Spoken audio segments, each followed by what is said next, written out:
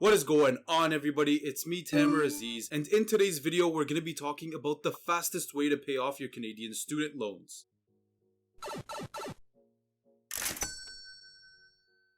The things that we're going to be discussing today is when you're supposed to pay your tuition back, how the payments work, the interest payments, along with the best strategy to pay off your Canadian student loans as soon as you can. This strategy will only work for Canadians who are paying back their student loans through the NSLSC. From this point onwards, I'm going to refer to them as the NSL because saying that huge acronym is just, it's troubling for me. I don't think you have the facilities for that, big man. This means it'll likely apply for students who are getting their loans from either British Columbia, Ontario, Saskatchewan, New Brunswick, Nova Scotia, Newfoundland and Labrador, Alberta, Manitoba, and Prince Edward Island. One thing to note is that if you live in either Manitoba, Alberta, Nova Scotia, or Prince Edward Island, you have to make two separate payments. One to the federal government and one to your provincial government. I don't want you guys to get confused when I talk about these two terms, so let's simplify it a bit. Think of your student loans as a large pizza. The government of Canada pays for half of your pizza and your province pays for the other half. Obviously, because nothing is for free, you're gonna have to pay back both the government of Canada and your province's government as well. It's either pay me now or pay me later, but there's a price tag here. If you live in any of the following provinces, you don't have to worry about this split because it's automatically done for you. But if you're from these provinces, then you actually have to make two separate payments, which is kind of annoying, but you gotta do what you gotta do. But keep in mind that you don't actually have to make these payments until after 6 months from your last day of classes. This 6-month period is what a lot of people like to call the grace period. This 6 months of not having to pay back your loans applies to every single province except for people from Prince Edward Island. If you're from PEI, you basically have 1 full year before you have to pay back $1 to your provincial student, whereas the Canadian part, you still have to pay after 6 months. A couple of weeks before your grace period is done, you're gonna get notified by the National Student Loan Center, and they're gonna be asking you to set up your repayment plan. And now it's time to pay!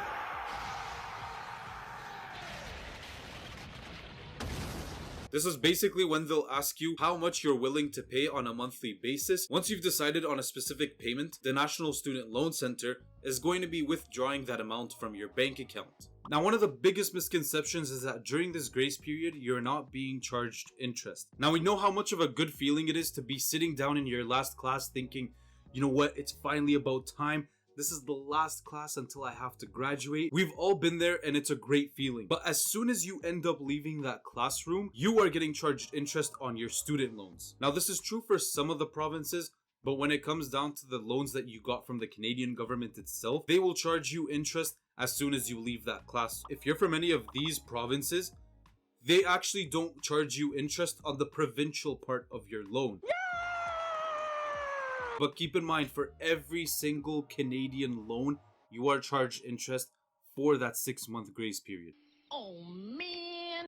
Except for some reason if you live in Alberta or New Brunswick, I'm not too sure why, but yeah. Also keep in mind that provinces do change these rules up from year to year. So if you're watching this in a year other than 2020, make sure that you do a little quick follow-up to see if any of these rules have changed. Now let's discuss the 3 easy steps of the strategy that you can pay off your student loans at the fastest rate possible. Step number 1 is that you're gonna have to decide on a specific amount that you can dedicate towards your student loans. Once you've decided on that amount, let me know. I'll wait. I'm just joking, I'm not gonna wait for that long. This can be any amount that you're comfortable with. Just make sure that you can actually pay that amount every single month. And obviously the more that you put in, the faster your student loans are gonna go down, and vice versa. Step number 2, when you come to fill out your repayment plan, only put 25% of that amount that you just told yourself in step number 1. I'll explain exactly why I say 25% later on in this video. For example, in a situation like mine, if I decided that I want to pay off $500 towards my student loans every single month, I am only going to put $125 in my repayment plan. Well then, what do you do with the rest of the money? Step number 3, with the rest of the money that you have, you are going to make a manual payment to the NSL, meaning that with the $375 that I have left over, I am going to add the NSL as a payee and make that payment of $375 every single month, aside from the automatic payments. The reason why this strategy helps you pay off your student loans a lot faster is because of 2 terms called principal and interest. Principal is just another fancy way of saying this is exactly how much I took out in loans, whereas interest, on the other hand, are extra payments that the governments charge you for basically borrowing money from them. The exact same rules apply when you're trying to finance a car, your credit card payments, or even when you got that new iPhone, because I know darn well that you did not spend $3,000 upfront to get that iPhone. Yeah, I'm talking to you. Now, in case any of you guys are confused, let me try to break this down a little bit more. So step number 1 for me is to decide how much I can actually dedicate to pay off my student loans every single month. For me, my dedicated amount is going to be $500. Step number 2, when I go to the NSL to set up my repayment plan, I'm going to put $125 to be withdrawn from my bank account every single month. Now you're going to notice with this $125, a big portion of that $125 is going to get paid out towards the interest rather than your actual student loan itself. For example's sake, let's just say $25 goes out to the interest and $100 gets paid off your actual tuition. Now in comparison with the $375 that I'm going to be making as a manual payment, you'll notice that a big chunk is going towards your student loan and less is going towards your interest.